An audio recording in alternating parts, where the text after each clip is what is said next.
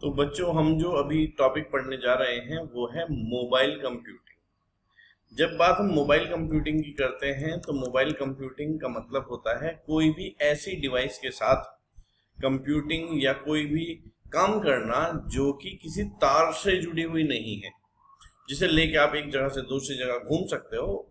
ऐसे केस में उसकी सहायता से कम्युनिकेशन करना, वर्क करना, डाटा ट्रांसफर करना, इस चीज को हम मोबाइल कंप्यूटिंग कहते हैं।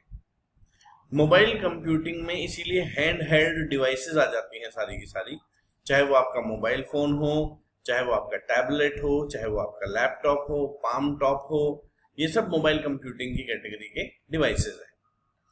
यहाँ पर इसीलिए लिखा है, देखो, मोबाइल कंप्यूटिंग का मतलब, जब हम किसी टेक्नोलॉजी के संबंध में बात करते हैं तो मोबाइल कंप्यूटिंग वो टेक्नोलॉजी है जो अलाउ करती है डाटा का ट्रांसमिशन एक कंप्यूटर के माध्यम से, और वो भी ऐसा जो किसी physical link, fixed physical link से जुड़ा हुआ नहीं है। अब जब हम इसकी बात करते हैं तो एक तरह से जब हम डाटा ट्रांसमिशन की बात करते हैं तो इसी टेक्नोलॉजी के जो एक्सटेंशन है जिसमें हम डाटा सेंड और रिसीव कर पाते हैं सेल्यूलर नेटवर्क्स की सहायता से, तो उसे मोबाइल कंप्यूटिंग कहते हैं। वैसे भी सारा का सारा जो आपका इंटरनेट चलता है वो सेल्यूलर नेटवर्क या फिर टेलीकम्युनिकेशन लाइंस के माध्यम से ही काम करता है। आपके पास जो इंटरनेट होता है वो सारा का सारा, आप हमेशा देखिए, किसी न किसी टेलीकम्युनिकेशन लाइन के थ्रू ही आता है। जैसे आपके मोबाइल में जो इंटरनेट चलता है वो भी सेल्यूलर नेटवर्क के थ्रू आता है। जो आप यदि ब्रॉडबैंड लेते हैं वो भी सेल्यूलर नेटवर्क के थ्रू आता है। जो फाइबर ऑप्टिक्स अब आने लगा, ऐसे केस में वो भी एक सेल्यूलर नेटवर्क है, उसका भी एक टेलीफोन नंबर होता है, उसके माध्यम से ही, वो टेलीकम्युनिकेशन लाइन के माध्यम से ही आपको इंटरनेट मिलता है। यदि हम मोबाइल कंप्यूटिंग के एलिमेंट्स की बात करें तो मोबाइल कंप्यूटिंग के एलिमेंट्स में सबसे पहले तो मोबाइल कम्युनिकेशन वर्ड ही पता होना चाहिए। मोबाइल कम्युनिकेशन का मतलब होता है वो सारा इंफ्रास्ट्रक्चर जो इस बात को पक्का करता है कि इंफॉर्मेशन जो इधर से उधर जा रही है, यानी कि कम्युनिकेशन हो रही है जो इंफॉर्मेशन की, वो रिलायबल और स्मूथ यानी कि सीमलेस होती रहेगी। फिर हार्डवेयर की तो जरूरत है ही है, तभी तो आप मोबाइल कंप्यूटिंग कर पाओगे। इस हार्डवेयर में शामिल हो जाती हैं सभी मोबाइल डिवाइसेस, सभी डिवाइसेस के कंपोनेंट जिसकी सहायता से हम मोबिलिटी की सर्विस प्राप्त कर सकते हैं। अब चाहे वो पोर्टेबल लैपटॉप्स हो, स्मार्टफोन्स हो, टैबलेट्स हो, वो सब मोबाइल हार्डवेयर है, क्योंकि उसे हम लेके एक तरफ से दूसरी तरफ घूम सकते हैं, जा सकते हैं। जो कैरेक्टरिस्टिक है मोबाइल कंप्यूटिंग हार्डवेयर की, वो डिफाइंड होती है कि वो कितना बड़ा है, इसके अलावा कितना वजनी है, कितना उसमें भार है, उसका माइक्रो प्रोसेसर कितना फास्ट है, उसमें प्राइमरी या सेकेंडरी स्टोरेज कितनी है, और उसकी बैटरी लाइफ कितनी है। यानी कि जब भी हम किसी हार्डवेयर को खरीदने की बात करते हैं, यूज की बात करते हैं, परचेज करने के लिए जाते हैं, तो हम इन सब फैक्टर्स को ध्यान में रखते हुए इसे खरीदते हैं। ज्यादा भारी तो नहीं है, माइक्रो प्रोसेसर तो फास्ट है, प्राइमरी सेकेंडरी स्टोरेज तो अच्छी है, बैटरी लाइफ तो ज्यादा है।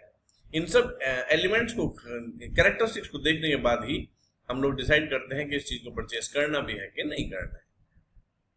फिर मोबाइल सॉफ्टवेयर। आज के टाइम में मोबाइल सॉफ्टवेयर बहुत इंपॉर्टेंट हो जाता है, क्योंकि जो बहुत सी एप्लीकेशंस हैं वो इस बात पर डिपेंड करती हैं कि मोबाइल सॉफ्टवेयर कौन सा है। यदि आपसे आज पूछा जाए कि विंडोज, एंड्रॉयड या फिर ओएसआई, आईओएस, इनमें से सबसे बेहतर जो है वो क्या रहता है, तो आप लोग कहेंगे, इंडिया के हिसाब से देखते हुए, कि एंड्रॉयड रहता है, क्योंकि अधिकतर एप्लीकेशन एंड्रॉयड बेस्ड होती है, तो चली जाती है। तो मोबाइल सॉफ्टवेयर का मतलब यहाँ पर ऑपरेटिंग सॉफ्टवेयर है एक्चुअली, न कि एप्लीकेशन सॉफ्टवेयर है, क्योंकि एप्लीकेशन सॉफ्टवेयर तो डाउनलोड भी की जा सकती है। हालांकि मोबाइल डिवाइसेस में एम्बेडेड एप्लीकेशंस भी आती हैं।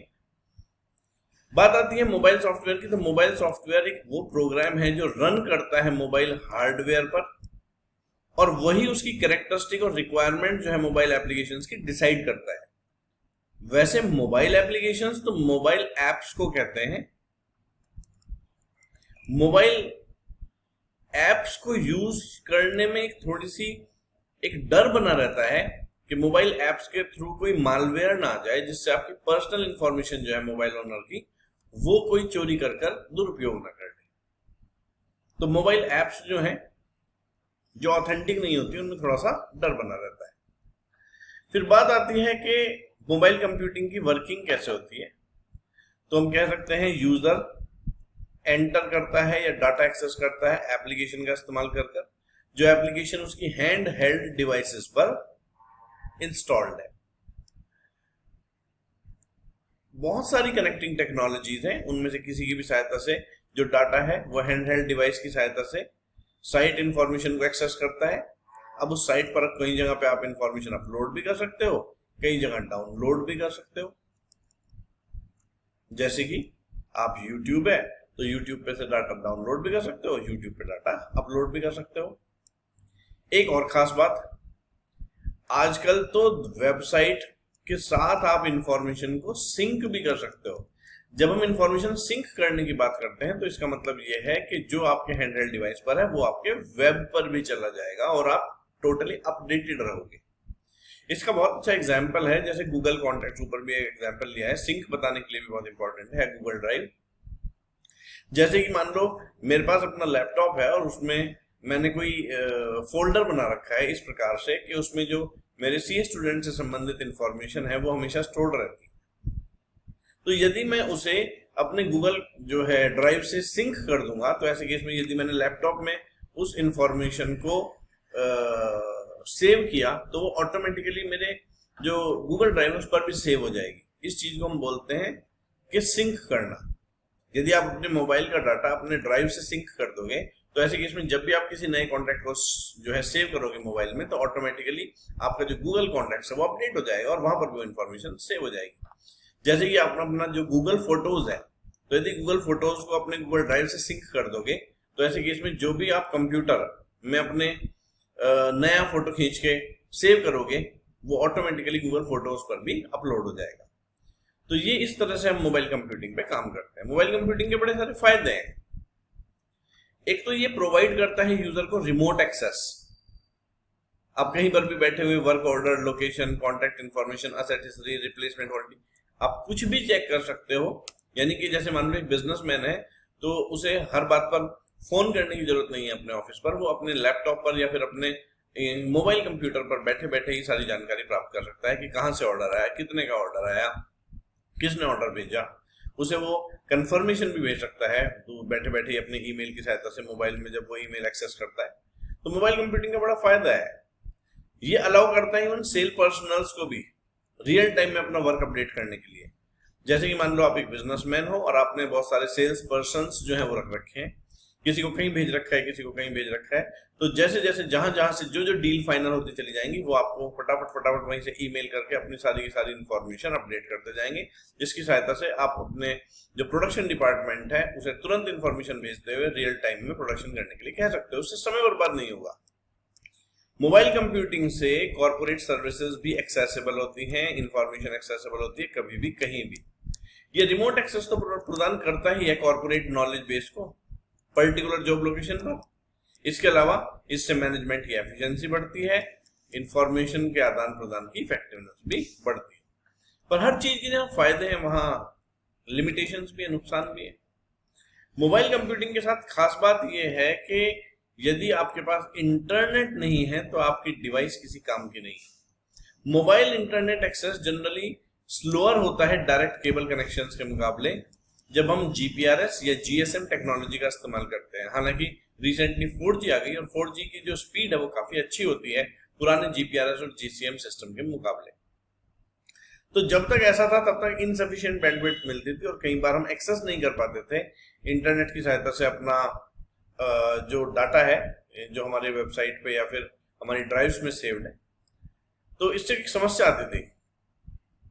क्यों उस टाइम पर? क्योंकि जो केबल से जुड़ी हुई डिवाइसेस होती थी वे ज्यादा तेजी से इंटरनेट एक्सेस कर लेती थी और जो मोबाइल डिवाइसेस होती थी वो जीपीआरएस और जीएसएम सिस्टम से इतनी तेजी से एक्सेस नहीं कर पाती थी। तो एक समस्या थी। अच्छा, जनरली जो आपकी मोबाइल वाली बैंडविड्थ है वो आपको अवेलेबल होती है, लेकिन केवल और केवल उन एरियाज में जहां आपके मोबाइल टावर के सिग्नल आ रहे हैं। और कई बार आपने देखा होगा ट्रेवलिंग के दौरान बहुत सारे एरियाज ऐसे आ जाते हैं जहां आपके मोबाइल सिग्नल को एक्सेसिबिलिटी नहीं होती, तो आपकी जो इंफॉर्मेशन है वो एक्सेसिबल भी नहीं होती। दूसरी समस्या सिक्योरिटी स्टैंडर्ड की तो है ही। जब हम मोबाइल कंप्यूटिंग की सहायता से काम करते हैं तो हम एक पब्लिक नेटवर्क पर काम कर रहे होते हैं, और पब्लिक नेटवर्क पर जब हम काम कर रहे होते हैं तो ऐसे केस में वहां पर बहुत सारे जो स्टैंडर्ड्स हैं वो कुछ ज्यादा ही हैं, और सिक्योरिटी वहां पर मेजर इशू हो जाता है। इवन यदि आपने अपना वर्चुअल प्राइवेट नेटवर्क वीपीएन भी बना रखा है तब भी इस बात का खतरा तो बना ही रहता है कि वीपीएन को कोई अटैक कर आपकी पर्सनल इंफॉर्मेशन चुरा ना ले। इसके अलावा पावर कंजम्पशन, हर जगह पर तो पावर आउटलेट या पोर्टेबल जनरेटर उपलब्ध होते नहीं, और जब ऐसा नहीं होता तो आपको मोबाइल की बैटरी लाइफ पर डिपेंड करना पड़ता है। और बैटरी लाइफ तो आप लोगों ने जनरली देखा ही है कि बहुत ज्यादा नहीं होती है जब आप नेटवर्क का भी इस्तेमाल करते हो, क्योंकि तब ऐसे केस में जो मोबाइल है, मोबाइल एनर्जी यूज कर रहा होता है अपने अंदर की एप्लीकेशन, अपने अंदर के ऑपरेटिंग सॉफ्टवेयर को चलाने के लिए। इसके अलावा जो सर्च नेटवर्क को वो हर समय करता रहता है, जिसकी वजह से बहुत तेजी से मोबाइल की जो बैटरी है वो ड्रेन हो जाती है, और यदि आपके पास पावर आउटलेट नहीं है तो मोबाइल बैटरी ड्रेन हो जाने के बाद आपको वो एक्सेसिबल नहीं है। इसके अलावा ट्रांसमिशन इंटरफियरेंस, वेदर हुआ, टेरेन हुए, और नियरेस्ट सिग्नल पॉइंट से आपकी दूरी हुई, इन सब चीजों से फर्क पड़ता है सिग्नल के रिसेप्शन पर। आपने देखा होगा जनरली जो सिग्नल है वो टनल्स में, अंडरग्राउंड बिल्डिंग्स में जनरली या तो बहुत पुअर होते हैं या तो पहुंचते ही नहीं है। ऐसा होने से आपकी जो कनेक्टिविटी है वो कंटिन्यूअस मेंटेन नहीं हो पाती, और जो डॉक्टर्स हैं वो ये कहते हैं कि हेल्थ हजार्ड तो है ही, जो इसमें से आपकी जो रेंज, जो आपकी फ्रीक्वेंसी होती है जिस पर ये काम करते हैं वो बहुत हाई फ्रीक्वेंसी होती है, जिसकी वजह से जब हम इन्हें इस्तेमाल कर रहे होते हैं मोबाइल को तो हमारे जो दिमाग है उस पर भी असर होता है। जहां पर टावर्स लगे होते हैं वहां बहुत फ्रीक्वेंसी हाई होती है, तो ऐसे केस में आसपास रहने वाले लोगों की हेल्थ को भी बहुत ज्यादा खतरा होता है। तो इसीलिए कहा जाता है जो लोग मोबाइल डिवाइस इस्तेमाल करते हैं वो कई बार जो है ड्राइविंग करते हुए भी मोबाइल का इस्तेमाल करते हैं, जिसकी वजह से वो डिस्ट्रैक्ट हो जाते हैं और ऐसे केस में एक्सीडेंट वगैरह हो जाता है। तो इस तरह की जो लापरवाही है वो मोबाइल डिवाइसेस के साथ आ ही जाती है। ऐसा इसके अलावा मोबाइल डिवाइसेस में जो सिग्नल वाली प्रॉब्लम है वो भी एक हेल्थ प्रॉब्लम क्रिएट करती है। तो इस तरह से हर चीज के जहां फायदे हैं वहां पर उन कुछ चीजों के नुकसान भी हैं। तो ये पूरा का पूरा जो टॉपिक था वो मोबाइल कंप्यूटिंग के ऊपर था। उसके बाद एक टॉपिक आता है ग्रीन कंप्यूटिंग। आओ ग्रीन कंप्यूटिंग पढ़ते हैं, लेकिन ग्रीन कंप्यूटिंग को हम नेक्स्ट वीडियो में पढ़ते हैं, वरना इस वीडियो में वो पूरी नहीं हो पाएगी। Thank you.